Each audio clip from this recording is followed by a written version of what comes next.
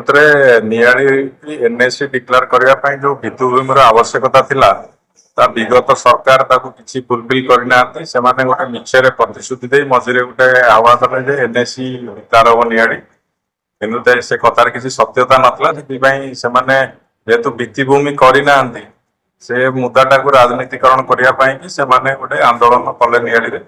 କିନ୍ତୁ ବର୍ତ୍ତମାନ ବିଧାୟକ ପ୍ରତିଶ୍ରୁତି ଦେଇଛନ୍ତି ନିଆଳି ଏନ୍ଏସି ଲାଗୁ କରିବା ପାଇଁ ଯାହା ଭିତ୍ତିଭୂମି ଦରକାର ତାକୁ ଗୋଟେ ଇଂଲିଶ କରାଯାଇଛି ଏବଂ ସେ ଭିତ୍ତିଭୂମି କି ସେ କଲା ପରେ ଆମେ ପୁଣି ସରକାରଙ୍କୁ କହିକି ନିଆଳିକି ଏନ୍ଏସି ଡିକ୍ଲେୟାର କରିବେ ବୋଲିକି ଆମେ ତାପରେ ପଦକ୍ଷେପ ନେବେ ବୋଲିକି ଆମର ନିଆଳିର ପ୍ରିୟ ବିଧାୟକ ସବଜ ମଲ୍ଲିକ ମହୋଦୟ ପ୍ରତିଶ୍ରୁତି ଦେଇଛନ୍ତି। ତେଣୁ ତା ଦେହରେ ଆମେ ବହୁତ ଉତ୍ସାହିତ ବି ଅଛୁ ଯେ ଆମେ ସ୍ୱାଗତ କରୁଛୁ ବିଧାୟକଙ୍କର ଏଇ ପଦକ୍ଷେପ ପାଇଁ। ବିଜେଡି ଯୋଉ ଶୁକ୍ଲା ରାଜନୀତି କରିବାକୁ ଚାହୁଁଛି ଏନ୍ଏସି କି ନେଇକି, ତମେ ତ ରହିଲ ଶାସନରେ 25 ବର୍ଷ, ତମେ ଏନ୍ଏସି ପାଇଁ କିଛି ଭିତ୍ତିଭୂମି ତିଆରି କରିପାରିନାହ।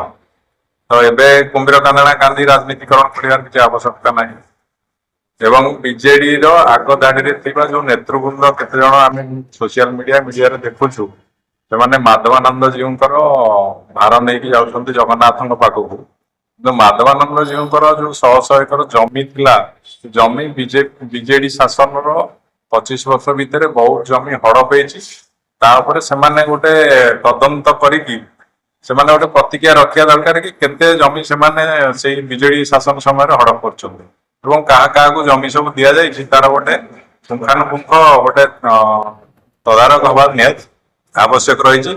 ମୁଁ ଏଇ ବାଇଟ୍ ମାଧ୍ୟମରେ ଆମର ପ୍ରିୟ ବିଧାୟକ ଛବି ଭାଇଙ୍କୁ ଅନୁରୋଧ କରୁଛି, ମାଧବାନନ୍ଦ ଜୀଉ ମନ୍ଦିରରେ ଯୋଉ ଜମି ହଡପ ହେଇଛି ତାପରେ ଗୋଟେ ତଦନ୍ତ ସେ ବସାନ୍ତୁ ଏବଂ ଯୋଉମାନେ ସେ ଲୁଟରେ ସାମିଲ ଅଛନ୍ତି ତାଙ୍କ ଉପରେ କାର୍ଯ୍ୟାନୁଷ୍ଠାନ ହବ।